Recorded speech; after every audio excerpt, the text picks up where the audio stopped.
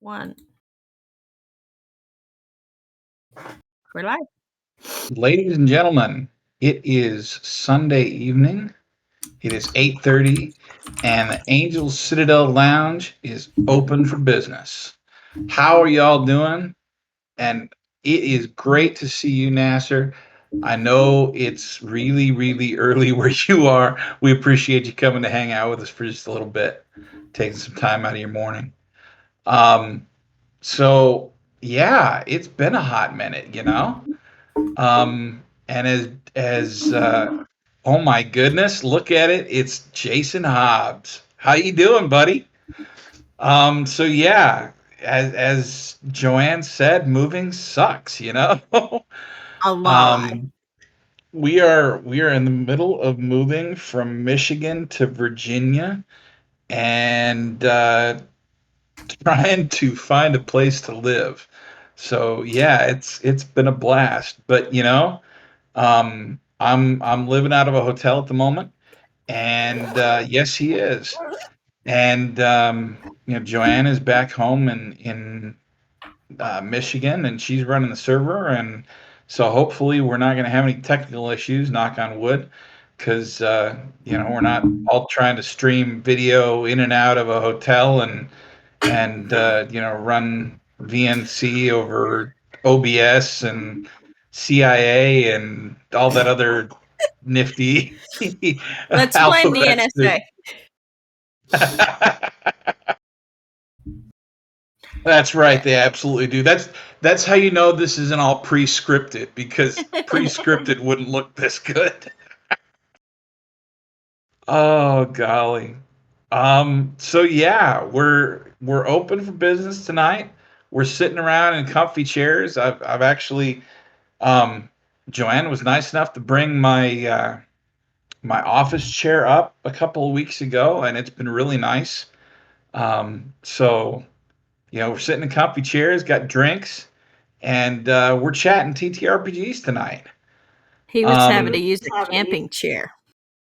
Yeah, I was. I mean, and don't get me wrong, even that's better than the stuff they had in the hotel. But it just oh my goodness, Anthony, look at that.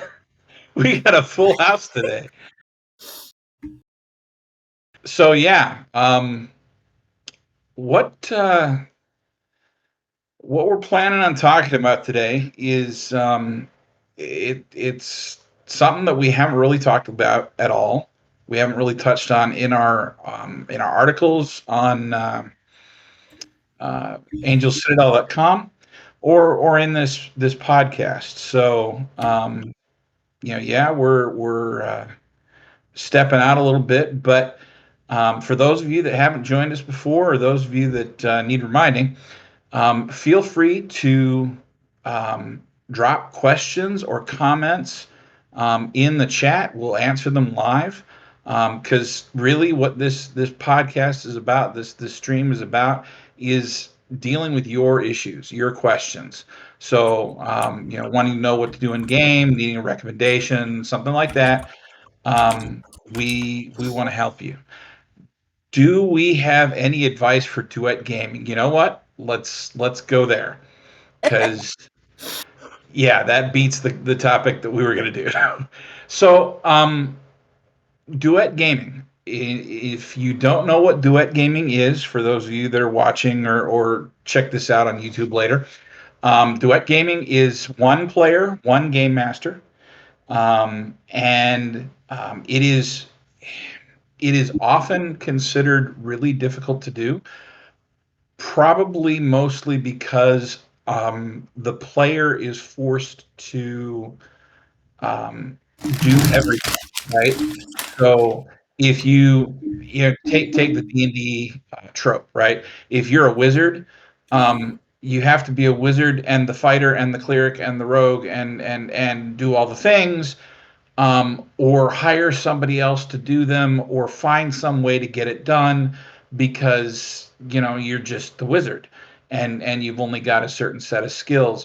Or if you're a GM, you have to figure out, okay, my player is playing this one type of character. How do I create or craft things for them to do that highlights their skills without beating them up because they don't have the other 4 or 5 members of a standard party.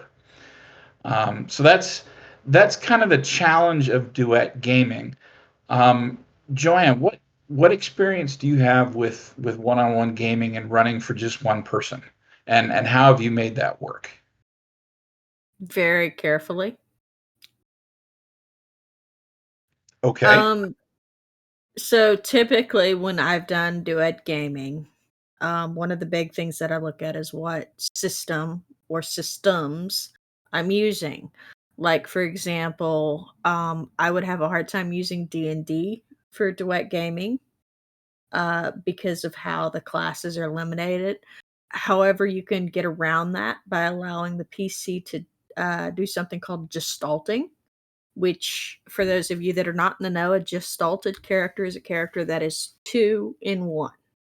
So, for example, you could be a rogue and a wizard, and you advance those levels in those characters at the same time. Um, I have found that I prefer to use more storytelling games for duet gaming, like Iron Sworn. Yeah, Iron Sworn is a really good one. Iron Sworn has the people that produced Iron Sworn also brought out a space game called Starforged that is really productive uh, for duet gaming. The other thing that you can do, if it's just two people, and to me, I know Josh was explaining duet gaming as a one GM and one player. Yeah. To me, duet just means two people at the table. So if you use if you wanted to use D&D, right? Because I'm currently running a D&D book, so I've got the player's handbook right here next to me.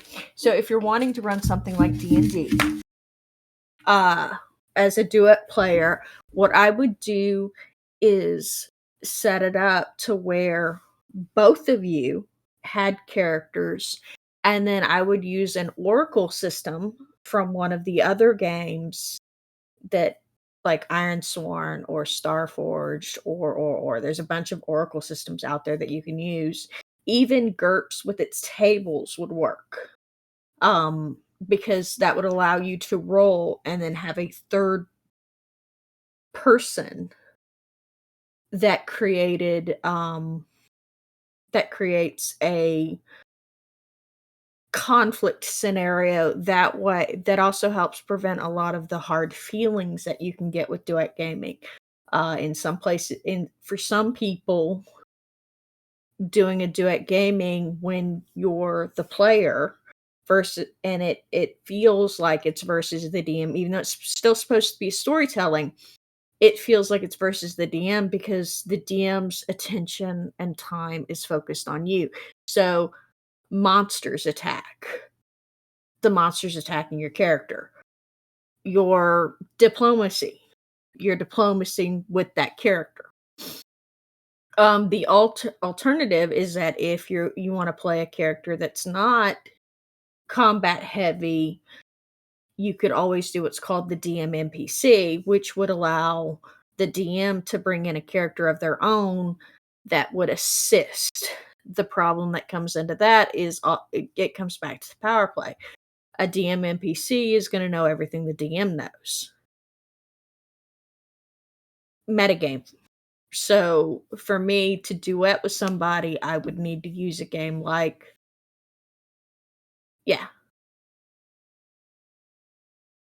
yes, that's what I'm talking about. You can do that, but it's also you don't want if you're doing both the DM and then you've got the DMPC, you want to be careful that you're not hogging all the spotlight because let's be honest, if you're going to sit there and role play with yourself, why not just be a writer? I Well, mean, okay, that's just so I'm my gonna opinion.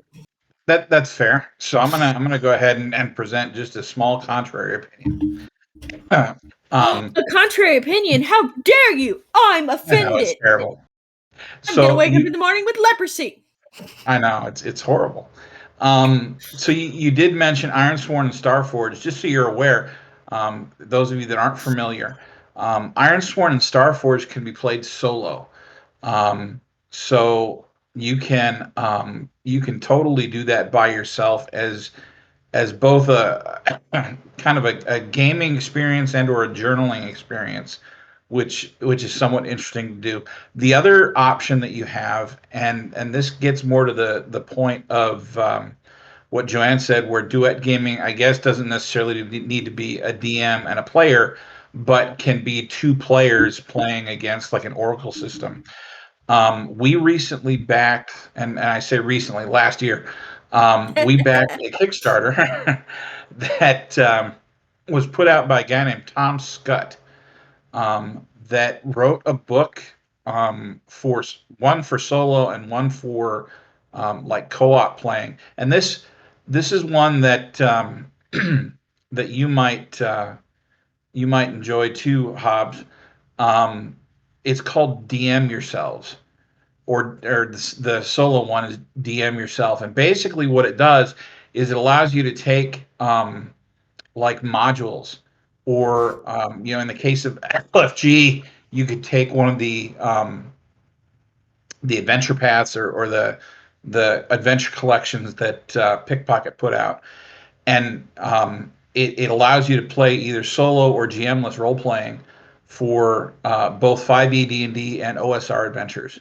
And he goes through and he kind of explains how to do that, and it's actually a really well put together book. Let me drop the link here in chat real quick.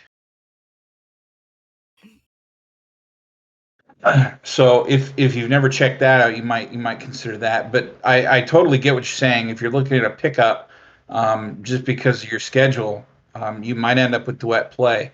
One of the things that yes, actually, I have Scarlet Heroes is a blast. Scarlet Heroes is awesome. Forgot about Um, that. yeah, one of the things that you might try also, is, if you remember back in second edition D&D days, they came out with some modules that were designed for single player and single DM um, play, solo adventures. And I Wizards Challenge and Fighters Challenge and Thieves Challenge. I think they came out with like two of them for each of the main character classes. I don't know that I'd necessarily advise running those adventures. Just A, you got the conversion factor, and B, um, if you're running against somebody that, or running with somebody that's already played them. But you might look at those adventures as a template, I guess, for how to think about um, taking like LFG, low fantasy gaming. For those of you not familiar with the abbreviation, that's Pickpocket Press's OSR D&D kind of a fantasy game. It's really pretty good. Um, you might look at those as a template of how you might set up a a duet kind of adventure, a solo kind of adventure for a D&D fantasy-esque kind of game. Scarlet Heroes is another fantastic way of dealing it with. Joanne and I have played a couple of games of Scarlet Heroes, and had a blast both times. Um, Yeah, but yeah, it's been a hot minute. it has been a hot minute, and if I remember correctly, the way he deals with, um, yeah, it's been a while. He deals with that disparity by shifting hit points and hit dice around, to where the PC hits harder, and can take on more things. There's some rules behind it, and I forget how they all work, but the general idea is him playing around with what hit dice mean versus damage from a weapon. So um, that's kind of He he also made it to where the heroes, because it's supposed to be a heroes game, are more powerful than the NPCs in what they get. Like, for example, I went and pulled it up because I've got it. We've got all of our stuff on. We've got like 90% of our RPG collection on PDF. So I went and pulled it up and like so for Scarlet Heroes, the fighters, um, armor allowed is any I'm and all sorry. shields. Siri, shut up. Um, weapons allowed any, and then it starts initial hit points 8. HP gained is +4 per level. So you start off automatically with 8, and then each time you level, you gain +4. And then your attack bonus starts at +1, and then each time you level is per level is +1. And then he introduced the Fray die.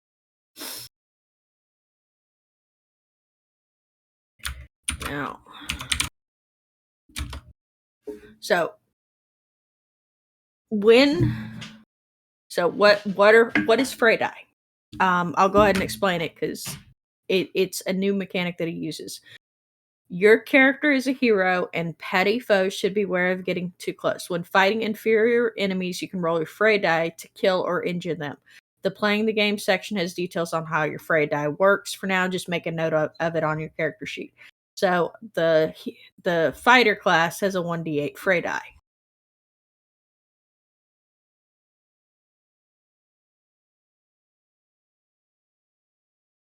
And I'm not going to go down and I'm not going to scroll down to give you the full details, but basically the Fray die is supposed to make it to where you're not fighting.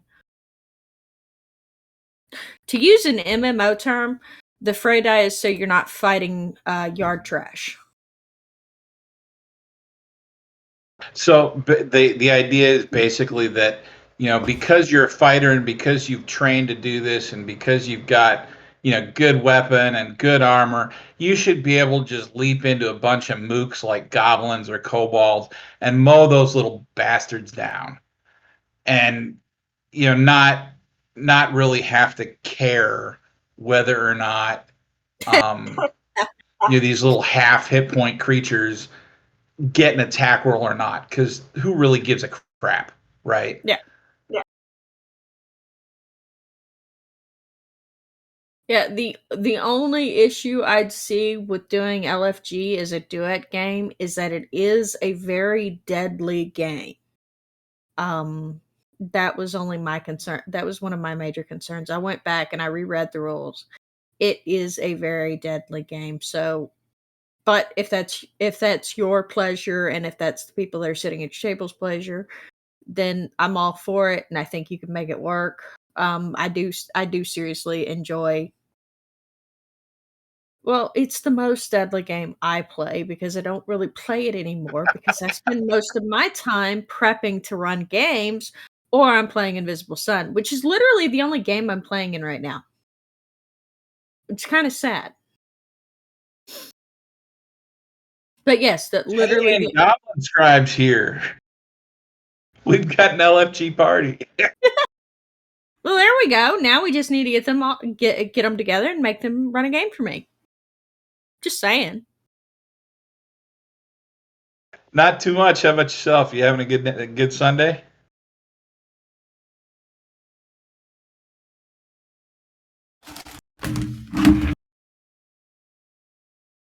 Of course, I'm also lazy.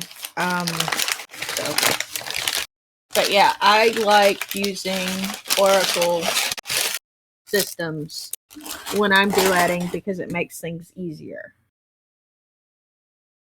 What game are you playing? Inquiring minds want to know. My mind, it's the inquiring one. Hey, Fook, how you doing? Hi, Fook.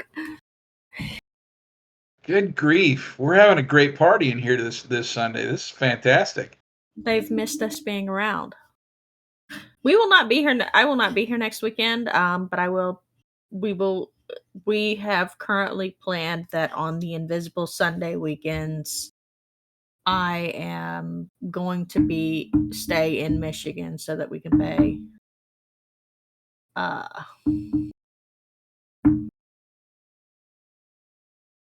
so that I can run them from here. So yeah, we're looking at every other weekend. We're going to be doing this until we move and get decent internet. All right, so let's see here. Have we heard of the tabletop RPG Neon? No, I have not.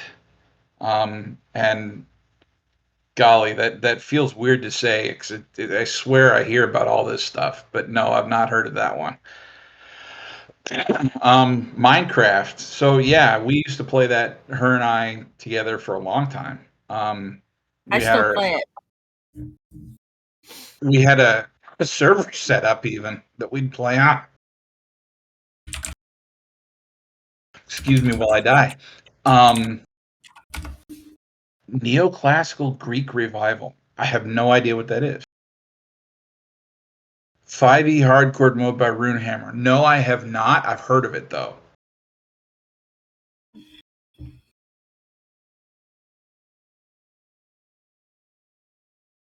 Geek, not Greek. It looks interesting. Let's see. Let me pop over to Drive Through RPG and take a look. All right, Neoclassical Greek Revival Basic Second Edition.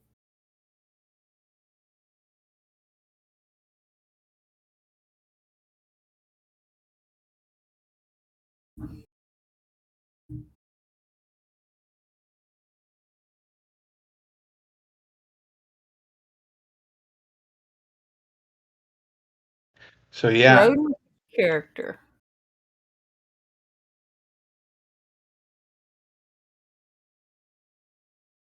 yeah, I don't know. That's like I said, that's not one I've ever heard of.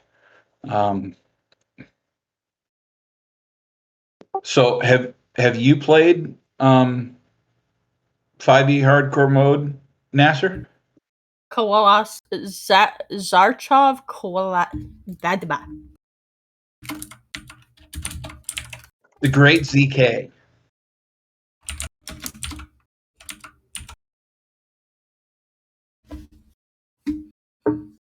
Something like that. I think I spelled it right. Right. Um You know, I think I'm going to stick with the Great ZK. My name's better.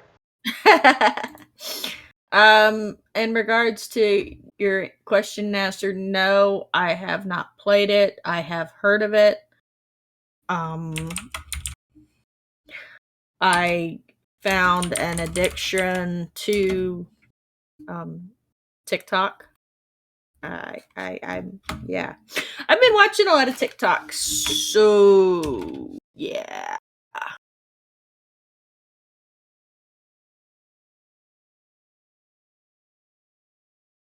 So yeah, if we're talking about 5e hard mode, I'm assuming that means probably that they're taking 5e and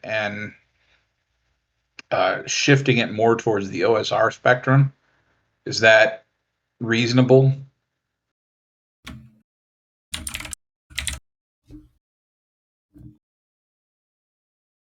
Yes.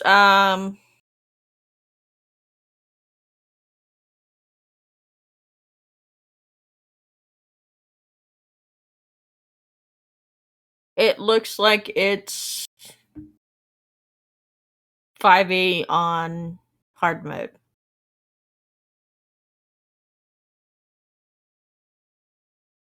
It looks like it's got some decent reviews, so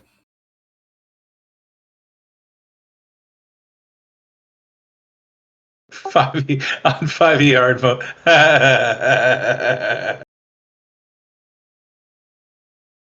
Oh golly.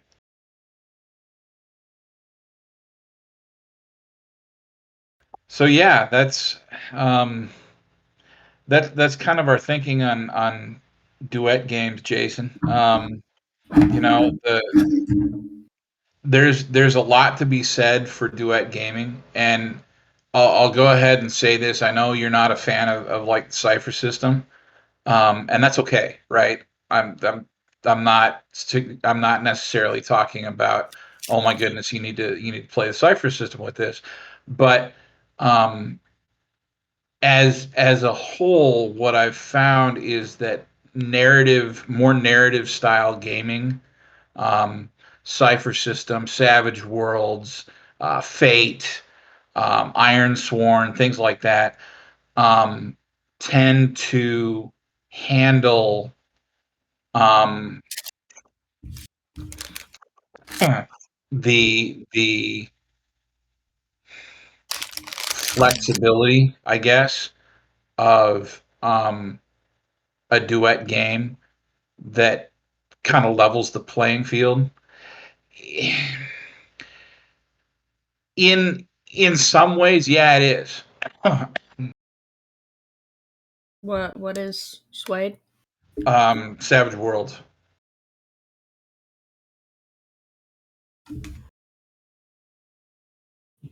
I don't think I've ever actually played Savage Worlds. I've never played it. We've got it, and I've looked at it. All right. So if we were going Heck of a do a duet open table, how would I structure adventures? I would structure adventures around what the player was playing. So, like, if it was a wizard character from D&D, I'm going to use or LFG because I think they have magic casters. It's been a while. But I would take the wizard, and if my player is playing a wizard, then I would tailor that adventure to wizard character. I would look at what skills they have, what their abilities are, and then I would tailor the adventures to them or to them plus their NPC buddy. Like, for example, to continue using the wizard term, let's say they're oh, well then you're just screwed. No, all right, no. No, Right, I can he's help with not this. screwed. This is where he gets to show what a badass GM he is, because he is. So, since you don't know what the player is, and it will be pickup time. Okay, I'll finish my thought first. So, when I'm tailoring that adventure for the wizard, I will look at what they do and what they can. So, the big thing about wizards is not just the magic that they cast, but the magic items and scrolls that they want to collect. This has been my experience with wizards. They always want to collect stuff. So I would pull something a la Indiana Jones, where they have to go to a temple and they have to get through the temple and they have to use their magic and their magic reading abilities, because they should be able to read arcane magic and see the arcane symbols and understand them. And then I would let them go through that temple to get to the item. And then in true Indiana Jones fashion, when they're running away, have shit start happening behind them, like the temple starts collapsing, goblins start pouring out of the sides if they're low level, minotaurs start pouring out of the sides after they're medium and high level. If they've really pissed me off, a super iron giant with a flaming sword of death. And I would continue going on that way because that lets them play to their strengths. I do the same thing for the rogue, right? For a fighter, I would be more inclined to do something like, yeah.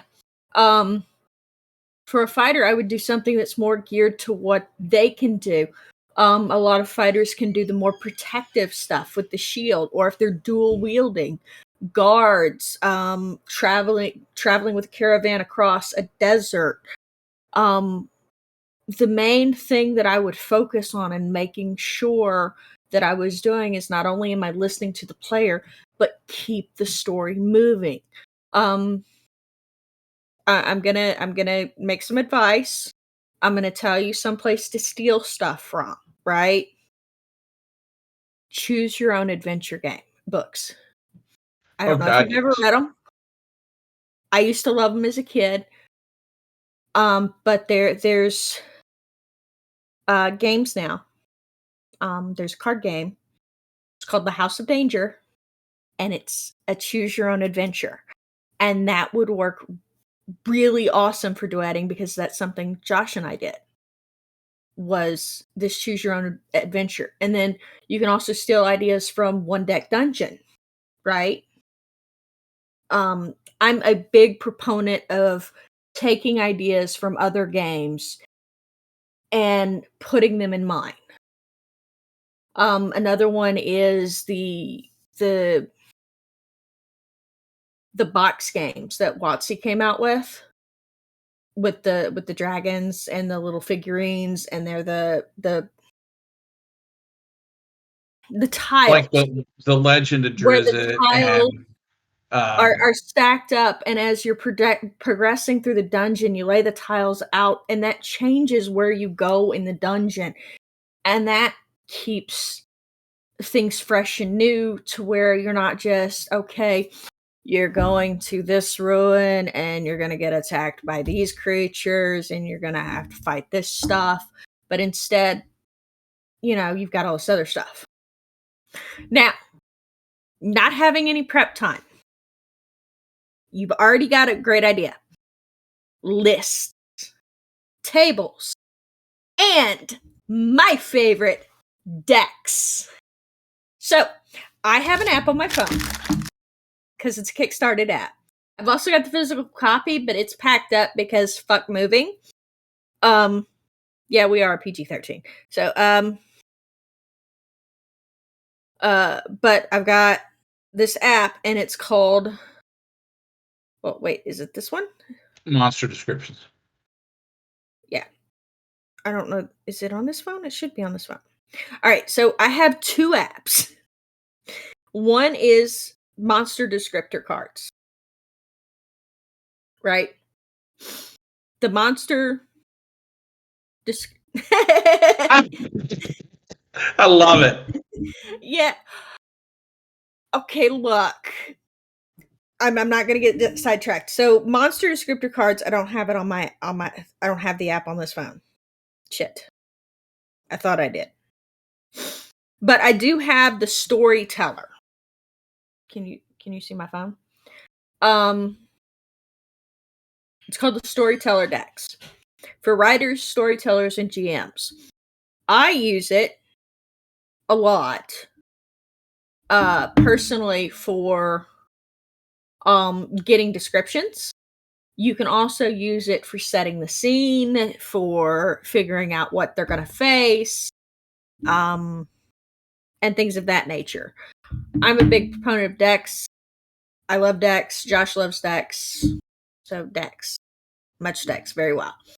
And yes, so to go back to my digression, we are moving The from, just hang on. That the one I dropped into chat is an online version of another set of decks that we have that does the same thing. There's fantasy, there's sci-fi, there's horror, there's he's got all kinds of different varieties. They're fantastic. yeah. So decks are awesome. I love them. Tables are great. But so we're moving from Michigan to Virginia. We're moving at a minimum to a 3-bedroom house with 5 people. And so 90% of my stuff is going into storage because I have a shit ton of crafting stuff because that's what I do in my free time. 90% of my stuff has to go into storage because it's not cutesy little stuff like Josh's RPG stuff. Like all the bulk of our RPG stuff fits on a couple of bookcases. I had an entire basement for my crafting stuff. The entire basement of my house was meant for my crafting stuff. And it's all got to go into storage. So, yeah. And I'm having to pick out what's going into the back of storage versus what's going into the front of storage because stuff that's going in the front of storage is stuff that I'm going to be able to access sooner than the stuff that's going in the back of storage because the stuff in the front of storage I'll be able to use. And yeah. So that's plus I'm doing 90% of the move by myself because even though I'm supposed to have help from the kids, they're just, I gotta play Dead by Daylight. I gotta play Dead by Daylight. And they're off. And of So course, Josh would help, and I love him very much. But he's in Virginia in a fucking hotel room, and he can't do anything to help me until it's go time of load everything left into the truck and go east because he's got to work and the kids have to finish school. And yeah, so moving sucks. So So to yeah, answer your question, Fook, how well do you need to know a system before running it? Hobbs really gave the answer. You know, whatever you need to do personally to feel comfortable running. That will typically lessen in prep time the longer you've been running games. Um, so after 30 years of doing this or whatever, um, while I can't necessarily run a game cold, if you give me time to read the rule book through once, I can probably take a swing at it. Um, Joann probably a little bit faster, but we think a little bit differently. I require a little bit more prep time than she does, but it's still, it's not at all well, months and months of prep time. It's give me a day to read the rule book, and then the following day we can hash something out. well, to object to your statement, no, if you're talking about running a game cold, I'd need at least a week, a highlighter, and sticky notes because otherwise I wouldn't be able to run the game because I need to know enough. And because the way my mind processes words that I read, I can't just read a book and call it a day. I've got to like read it and then I've got to take notes and then I've got to highlight in the book. Um for me to be comfortable with, so it would take me longer to run a game cold. But when it comes to a game that I'm extremely familiar with, I do take less prep time than Josh because I'm very much the improv. Sure, let's do it. Well, then, maybe we'll have to, have you play Cypher with us sometime. Down with that. Do you like dinosaurs? I like dinosaurs. Fucking Uh, dinosaurs. um, The only big difference that you're gonna run into with the cipher system over other ones is that the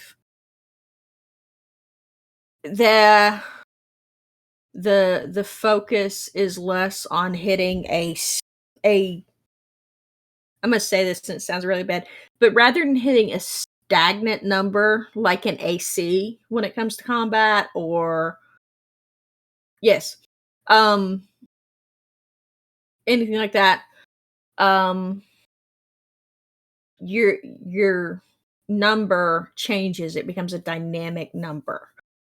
Because instead of it being you need to roll above a 24 to hit an AC of say 19, if you got AC 19, you've got to roll a 19 or and then with your additions, you've got to be higher than the 19.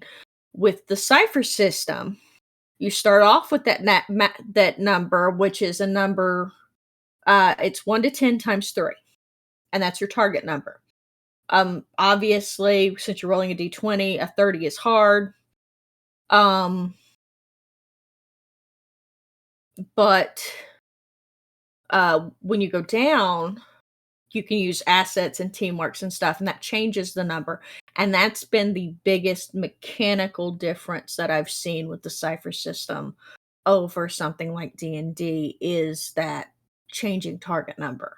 Because you've still got the same you've got the might and you've got which is the strength and the dex and the hit points, and then you've got the dex which comes in at speed, and then you've got the social which is int, wisdom, charisma. So okay, but all yes, if right. you would like to learn the cipher system, I would be more than happy to sit down with you and Fook and anybody else that we can rope into playing with us and run a couple of cipher system one shots. All right, A do you lot of want game masters I know forbid playing evil characters, but I've played 3 campaigns where my character was evil, and I made it work because I started the campaign with aligning character goal with the party. What are your thoughts on evil characters in a campaign? Great question, Nasser. Do you want to take it out first, or do you want me to? Go ahead. All right. I'll take it out first because I've run a number of campaigns with evil characters, because to me, what it boils down to is not whether or not the character is good and evil, it's whether or not the character is being an idiot. I have played with people that played really good characters, but their character was a complete idiot. Um, I've played other games where the good character was good and the player was playing the character intelligently. Because I'm sorry, I don't care how good your character is. The detect, especially for a paladin, right? So I'm gonna throw the paladins into hot water. That whole detect evil, detect good is bullshit.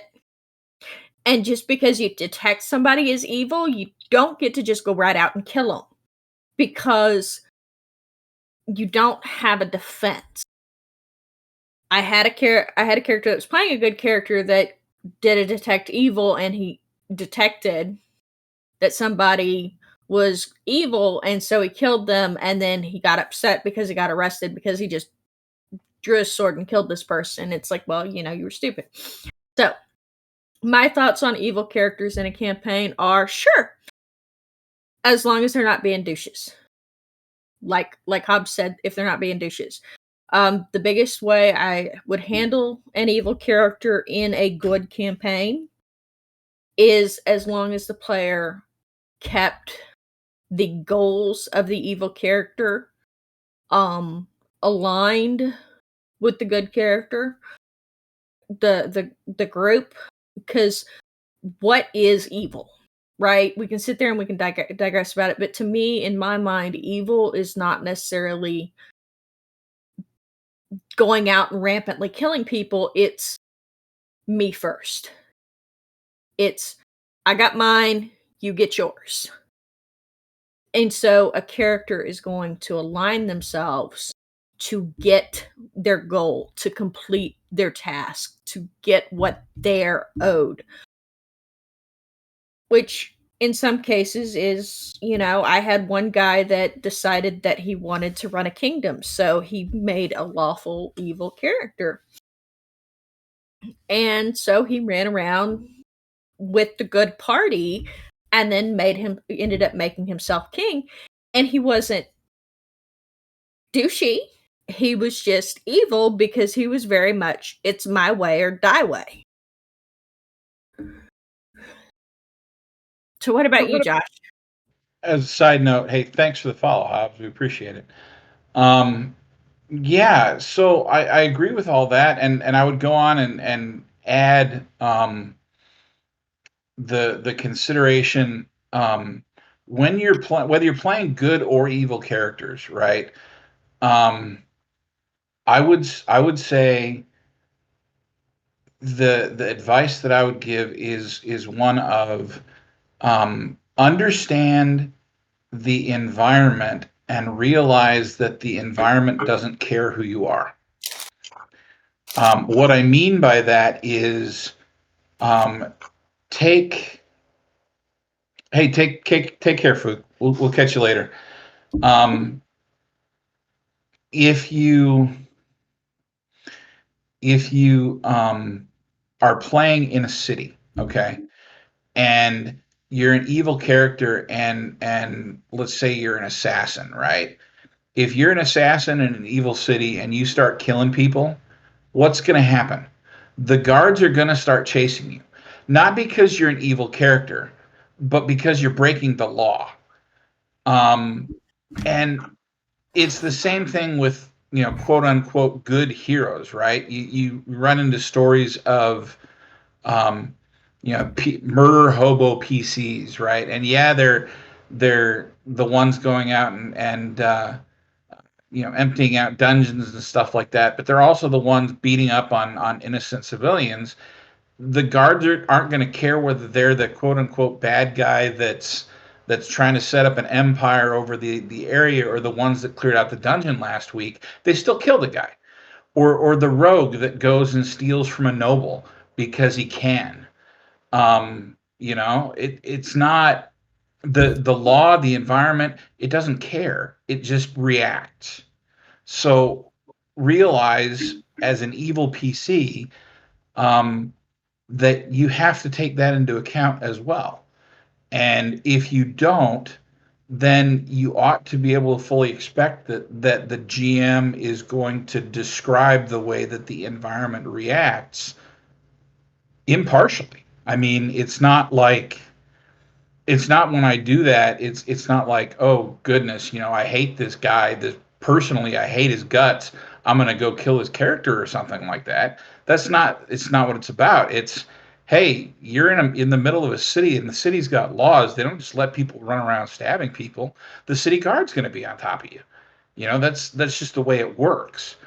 Um, so that would be my counsel. I mean, if you're going to do that, definitely make sure that your evil character and the good characters um, ally in purpose, because a party fighting against itself isn't going to be fun for anybody to play. But beyond that, realize that, or make sure that your characters or your players, I should say, realize that the characters that they play, there are going to be consequences to their actions, and those consequences aren't personal.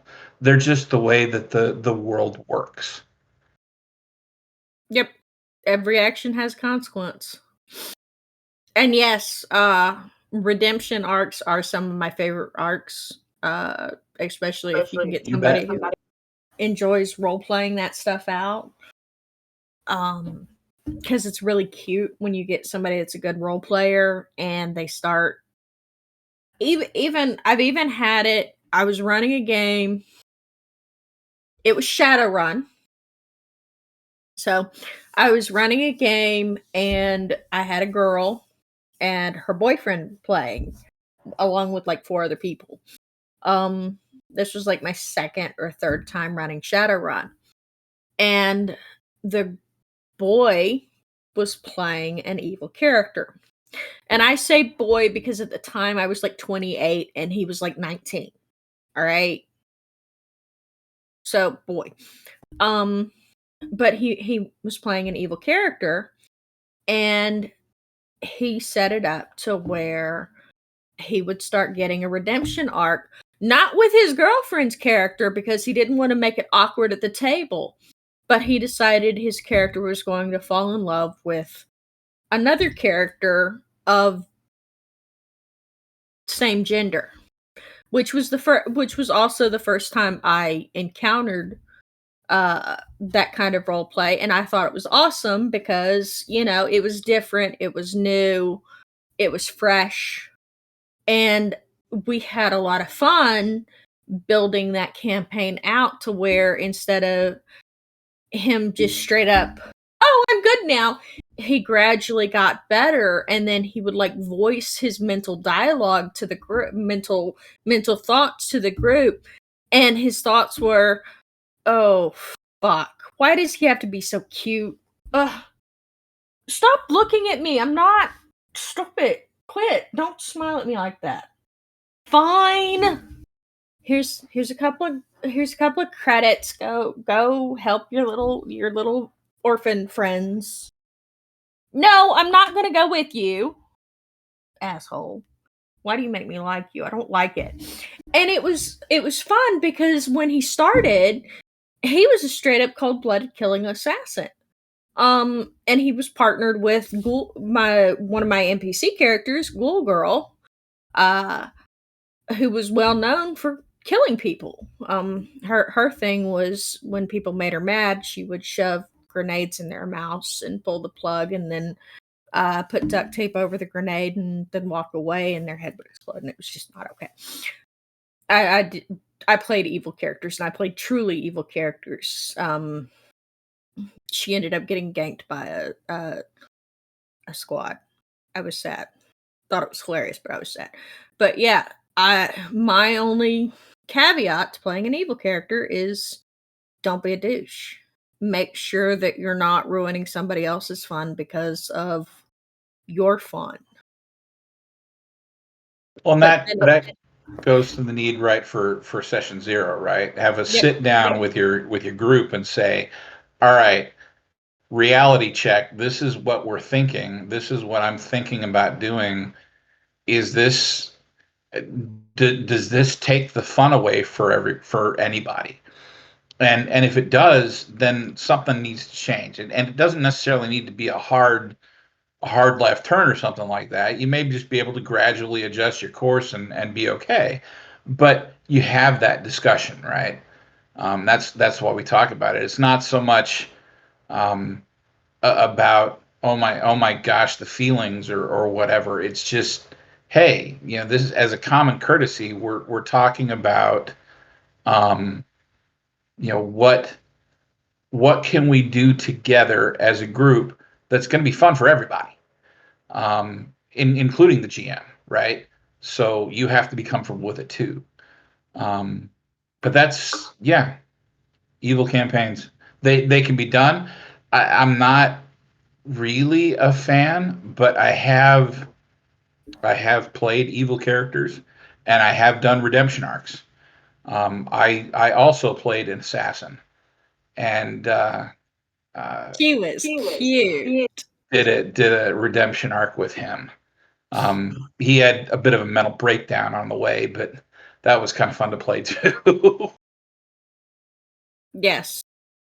I don't think we've actually done a single fireside chat where we haven't discussed and brought up session zero. I think that's probably the most important thing we'll ever talk about because session zero is where you set expectations. You set not just character creation, but what you're going to do, what you want to see, what you don't want to see, and what things you're comfortable with. Um, but yeah, I'm all for a good oxymoron, a good evil character. Um, if you're playing an evil character, yay, awesome. As long as you're not being a complete douche. I typically avoid player versus player, or character versus character, I should say, because it's not really player versus player, but I typically avoid character versus character. So I don't allow bullshit like robbing the other characters or killing the other characters or any of that because that's drama I don't want in my games. I have looked at the Blades in the Dark, and they do have sections for character versus character, and I could see doing something like that in uh I don't know. Two people enter, one person leaves. Yes. Just toss a D&D dagger down on the purge. table you're playing on. D&D purge the group. God, now that's a terrible idea. Crap. Why did I get that idea? See, now I'm thinking about running like a shadow one, a shadow run, or a low life game that's basically the purge. Oh, geez. And I don't know if you people have seen the movie. Any of you have seen the movie? I've seen the movie. It was not the greatest thriller, scary movie ever. I've seen better. I've seen movies that actually scared the shit out of me, but I could totally see something like The Purge working in a city for Shadowrun or Lowlife simply because of the way that those dystopias are set up. He who has the gold makes the rules, and it's the corporations that have the gold. Yep. So I could even see having it done. Ooh, that's even more screwed up.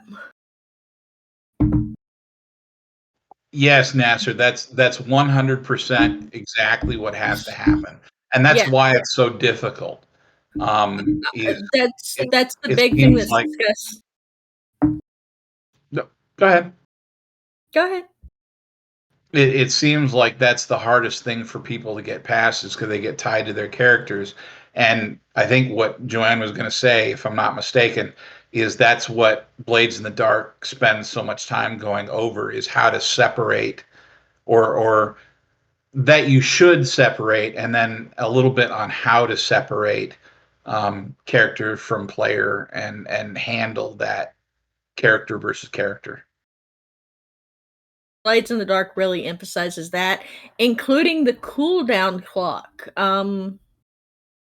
One of the things it talks about is how if you're getting too heated and angry, you've got to take a 10-minute time out because you should not be so hyper focused on being your character that you lose sight of the fact that there's a person sitting across the table or sitting across the computer screen from you that will also have feelings and will also get heated and will also get upset.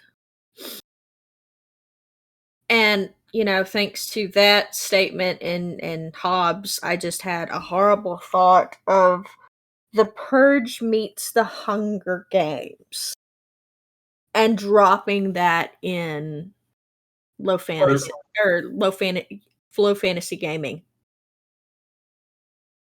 oh, geez. Think about it.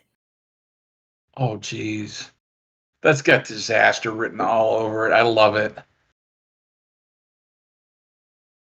I'd Or if you did it in Shadowrun or Low Life, drop them in the Redmond Barrens. yes.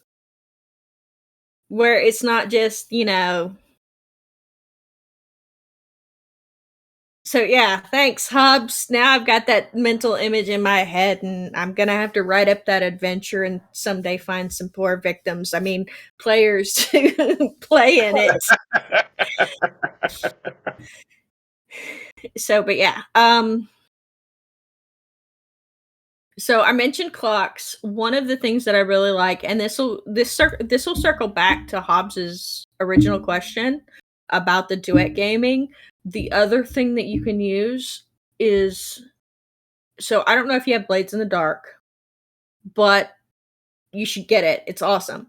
But Blades in the Dark has what's called uh their clocks, right?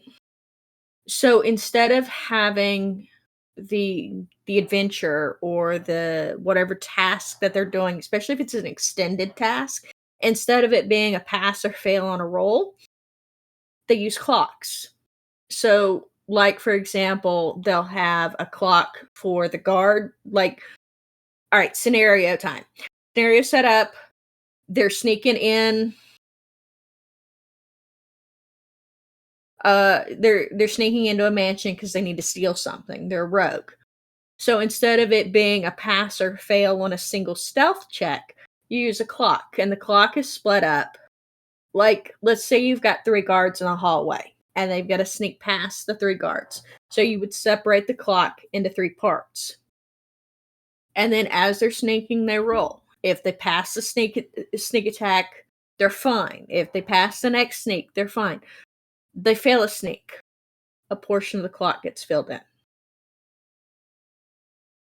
So instead of being just passive perception, now they've heard something, so they're actively looking. So it goes from passive perception roll versus to an active perception roll versus.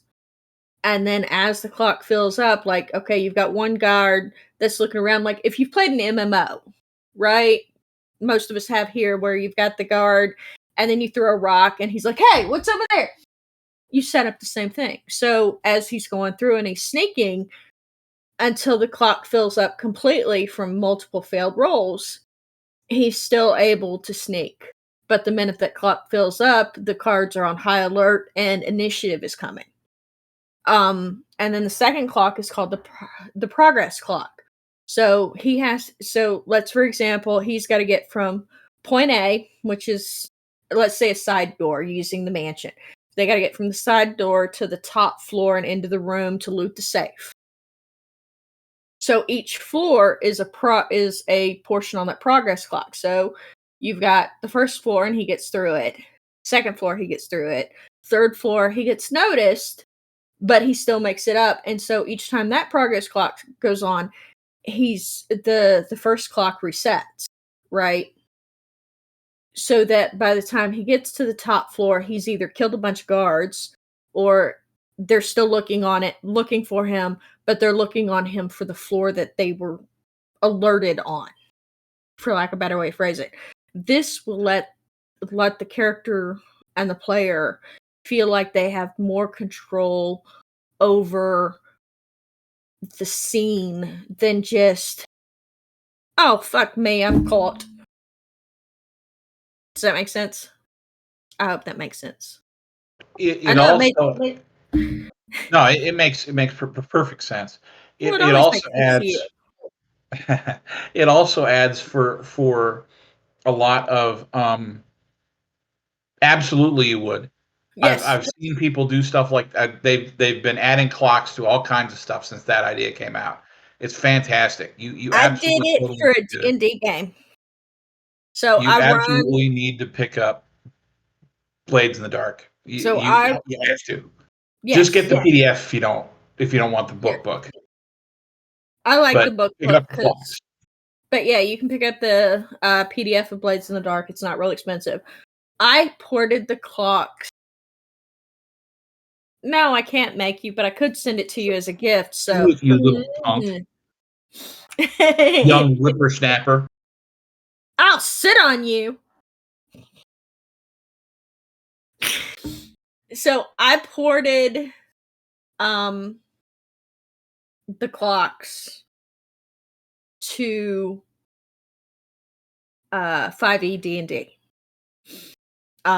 Josh wasn't aware of this, but when I was running my game on Mondays, I started including the clocks for myself as kind of a way to keep the story moving, to keep the ideas flowing, to keep track of what they're seeing, what they're doing.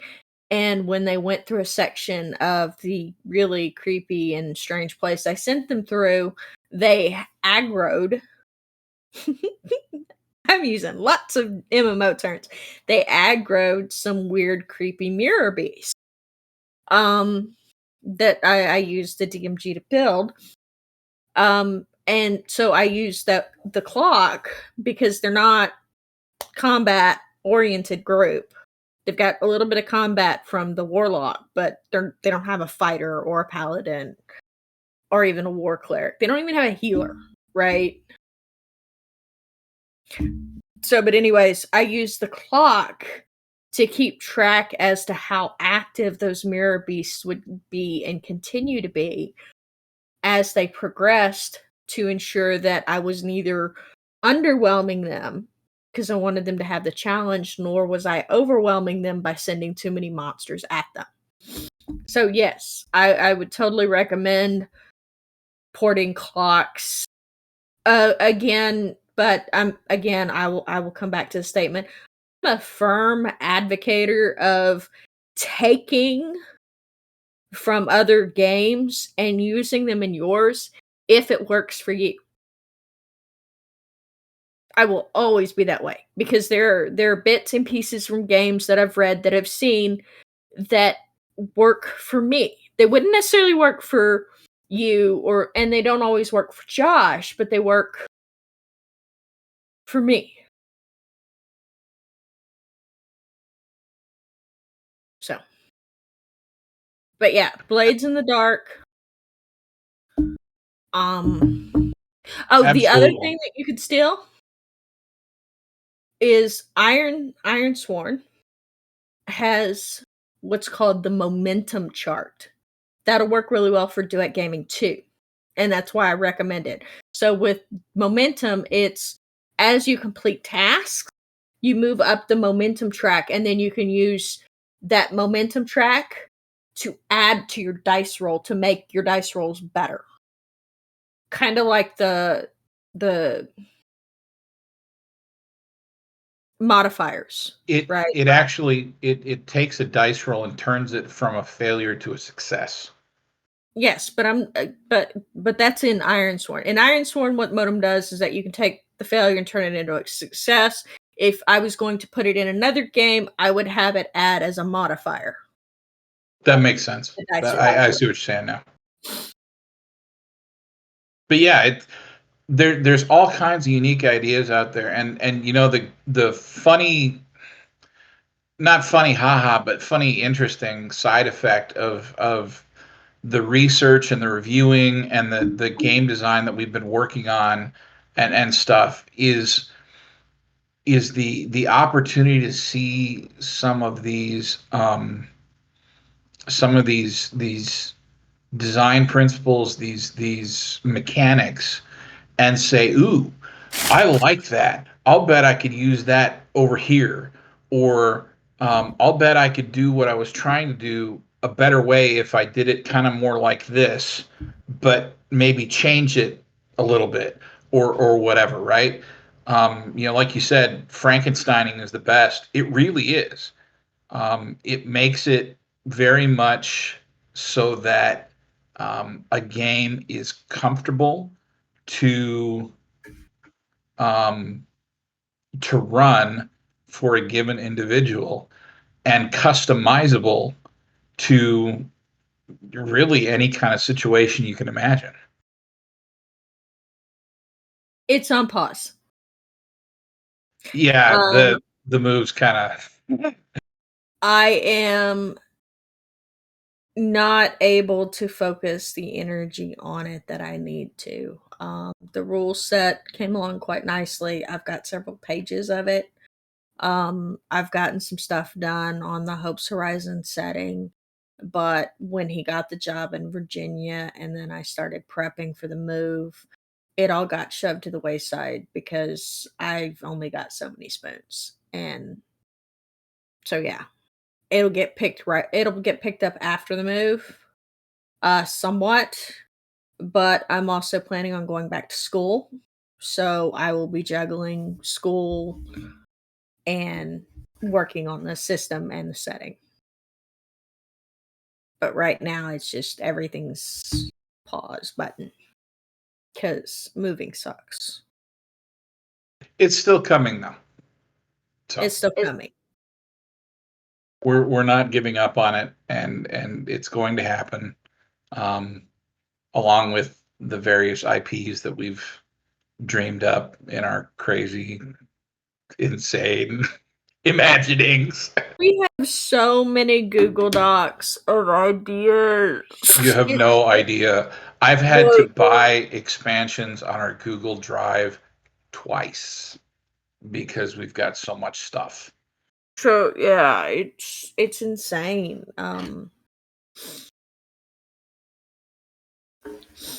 But yeah. Yeah, I'm excited. I think it'll be awesome. I will for the system itself, I will be looking for playtesters. For the setting, not so much because it's just a setting. Um, I am kind of excited for Spelljammer. Um, Josh got me the 2E thing. Not so much because I'm gonna buy it. I'll wait until it actually is cheaper than $60 because I'm a cheapskate and I'm broke because moving. But because it had some really neat ideas for ships, and I'm gonna loot them. I'm gonna be honest. I'm gonna loot some of them.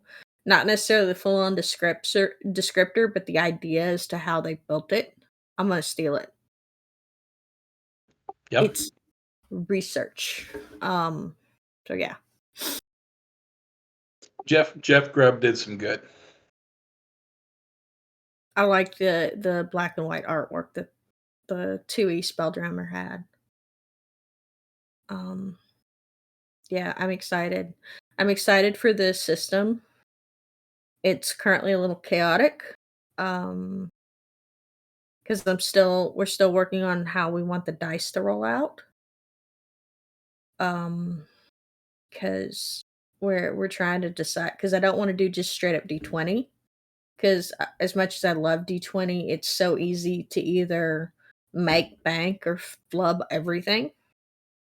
So what we've been looking at was doing like a graduated dice system where you start off with D6s and then you can gradually rank them up D8s, D10s, D12s. Um, we haven't gotten very far with that because we're still, well, if we do this, this is going to be the result. If we do that, that's going to be the result. And it's just, and so it's like, And all if right, that's the result, then it's going to change this, this, and the other. And game designing is hard. Anybody says otherwise, bullshitting. that's Just right. saying. But that being said, it's a lot of fun. And I You do. know, I do. Sorry, go ahead. sitting around, and I'll say this till my dying day, sitting around with my best friend, chatting about role playing game design and dreaming up settings and stuff like that is literally the greatest thing in the world. Yeah, I will wholeheartedly agree with that. So yes, Nasser, I look forward to the day where I can say, "Hey, it's time. Come play with my ass." Because yeah, I'm gonna be like, "Hey, the system is ready. Who wants to help me play test it? It'll be great." Not really. So yeah, that's the plan. Wait, what? What? What? Yes, we're writing a system, Hobbs. Yeah, yeah. We're working on a system. Another shirt. Come play with my ass. Oh God. Dude, look, I've been on TikTok. That's not okay. 'Cause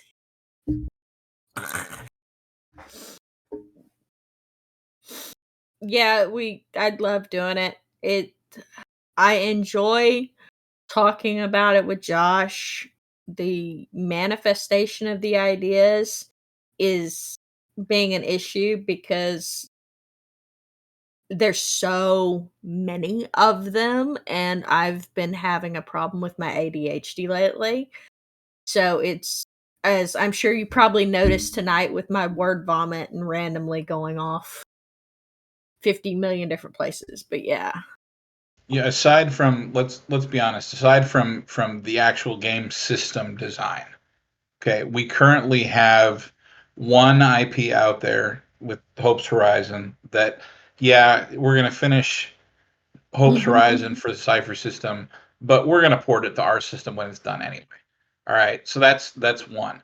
We have no less than two full other IPs out there. That's, is it three? That we are actively playing around with the fiction for, and fleshing out how the world's going to look and what it's going to feel like. Um, so yeah, it's what kind of system are we working on? Realistically, if you want a summary, basically you're going to take D6s based on an attribute plus a skill with a target number of 5 or 6. And you can change the dice type in several different ways to upgrade it, but only so much or so many times per dice roll. So a D6 upgrades to a D8, a D8 upgrades to a D10, but the target numbers don't move. So your percentage chance goes up, and then you count the number of successes that you did, and that tells you how well you did. We're also looking at ways to incorporate cards as part of the character creation mechanic, rather than just having a list of stuff you can get. Make it to where you've got a little more flavoring options. Because I really, so Defiant, um, it's an adult game. I'm gonna drop that out there. But with the We flying, actually had the creator on a few weeks ago. yeah, we had the creator on Um, a couple go weeks back, ago. YouTube. We've got the video there. It should also still be on Twitch. But um, he used cards for the character creation to make it a little more what's the word I'm looking for? My English is failing. Unique, right? To make the characters a little more unique. Like for example, you've got one character and then they're part of a house, and the house is kind of like their background, and then you get pieces of the house like your retinue, and then you get this other stuff. And I thought that it was a really neat idea, and I want to kind of incorporate it because it allows you that even if you have two characters from the same grouping, they can have very different lifestyles. One of the examples that was given to me was the golden child versus the scapegoat. Um, for having people from the same family. The other thing was just, to me, having little note cards of what I can do with my character has always been of extreme value. Every character I've ever played that I started out playing in, I had note cards for. It took me 5 years to get comfortable enough with Shadowrun to not require them all the time, and 2 years for D&D.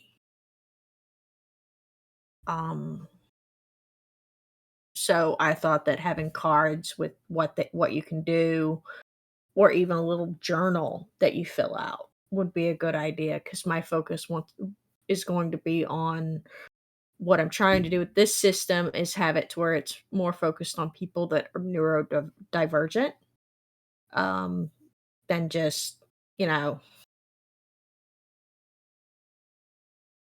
We're not lowering the bar for entry. yes. We're trying to make it more accessible for people that have a hard time, that just can't take this, right, and read it and be ready to go. So people like me. Um but yeah. We borrowed extensively from games like Powered by the Apocalypse Yeah. and Forged in the Dark, with the idea of playbooks and how everything is kind of on one sheet that you can, and it won't necessarily be one sheet for us, but that Playbooks. everything is in one place, and it tells you what you can and can't do and what all this stuff means, so that you don't have to go flip through a 200 or 300 page rule book or whatever to get there. Yeah, there will be explanation and verbiage on mechanics and stuff like that, particularly for the GM. But when you're sitting down playing, I don't want the player to have to spend time flipping through the book. That's lost time at the table. So yeah, Yeah.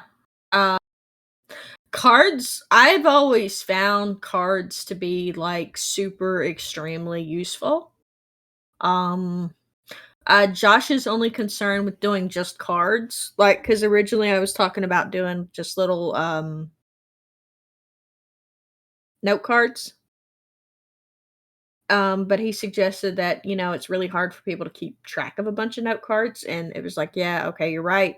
So we started talking about doing the little like the GM's guide that you can get from MCG, or uh what's character the notebooks. like a little character notebook, and we were gonna call thanks Hobbs, glad you could come. Anytime, Jason. We'd love to have you back. Um having it to be like a little small book. Um yeah, I've got mine right here, of about this size. Bring it to me. There you That go. they can use for their character. Like, it probably wouldn't be this thick, but it'd be this size. Something small, something easy for them to use, uh, something quick.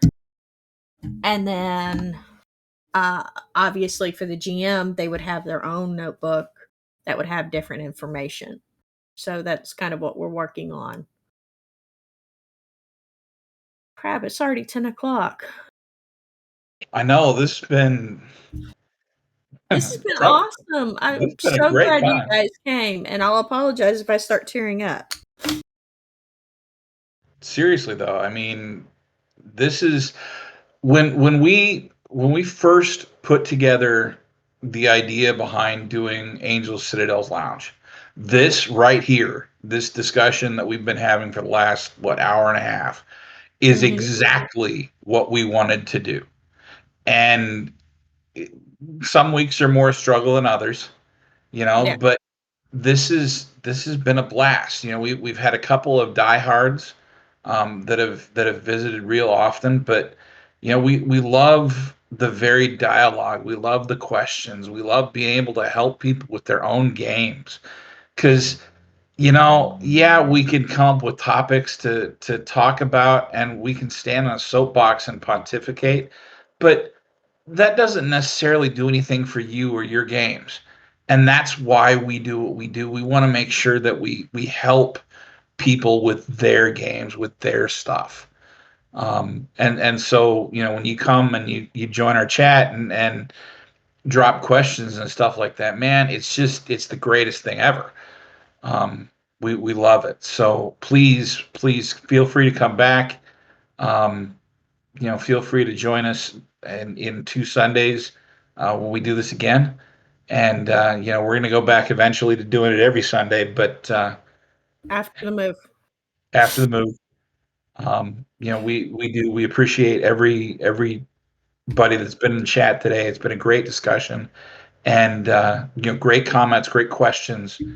Um, by all means, tell people about it, and if you've got other people that have questions or want to understand, more about uh, gaming and have some place to talk about it, have them come. They can interact with us elsewhere too. We've got a Discord. You can chase us around the internet. Our link tree's there. It's got all the different ways you can get in touch with us.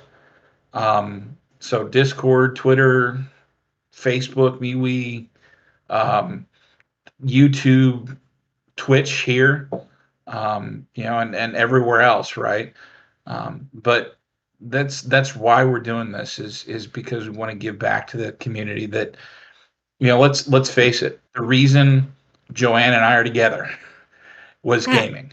We started playing Shadowrun together, and that's what got us together. And to me, I can't get any better of a gift. So here, let me give back because I love gaming and it's near and dear to my heart and always will be. And you're always welcome. Yes, So I, yeah, I think that's it for tonight. Um, I don't think we have any shout outs right now. Um, because I forget shit all the time. I don't know that I have any in particular other than, our sister channel, Manapot Studios. Go check them out. They're awesome. Yep. They've got games all throughout the week. Um, Tuesdays, Wednesdays, Sundays. Their Invisible Sun is opposite ours, and we set it up Yep. that way on purpose, so that I could go watch it if I need or if I wanted to. Mhm. Um, but there's that, and just keep gaming and Yep. and share what you're doing with us because we want to be happy for you because of it. So, Oh, and I was gonna mention that if you wanted more information about Cypher stuff, you can always check out Cypher Unlimited's Twitch and oh yeah, YouTube. Anthony was here earlier, wasn't he? Yeah, Anthony was here earlier. Spigs is Anthony. He runs the Cypher Unlimited Discord. That's all things Cypher, all things MCG. So if you wanted to get more information about the cipher system, that'd probably be the best place to hit. I'm a golden one. I'm still a golden one there. I'm taking a break from most of my duties because moving sucks a lot. But yeah, you can always check out their YouTube channel um to get to see as they because they spend a lot of time talking about, the different mechanics of Cypher and stuff like that. And they So do that's some what, good interviews and good talks as well. yep. Good interviews, good talks. They occasionally play. We've been on there a couple of times. Yep. So Yep. all right. I think that's it for us for tonight because I have to be up early in the morning. Yay me. So do I. Um So yeah. and yes, but you don't have to deal with your oldest. No, I don't. And everybody, if you're paying attention, my wife is a saint. No, I'm not joking. No, I'm not saying that in snide comment. She literally actually is a saint. Um Um, but like I said, we appreciate you and from our Citadel to yours. Happy gaming. Happy gaming.